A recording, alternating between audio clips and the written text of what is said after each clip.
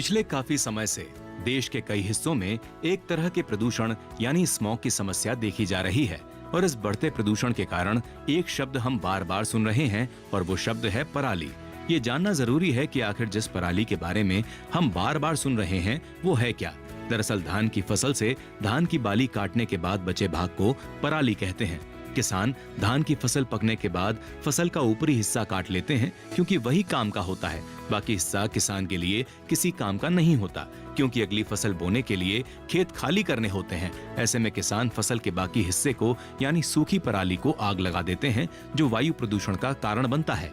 लेकिन इस समस्या के समाधान के लिए पराली प्रबंधन करने पर जोर दिया जा रहा है। पराली प्रबंधन मोटे तौर पर 3 तरह से किया जा सकता है। पहला, कंबाइन कटाई से। कंबाइन से कटाई के बाद फसल अवशेष को मिट्टी में मिलाकर। दूसरा, बिना पराली जलाए जीरो टिलेज मशीन से बिजाई करके। और तीसरा, एसएमएस लगी कंबाइन से कटाई के बाद हैप्पी सीडर से बुआई करके।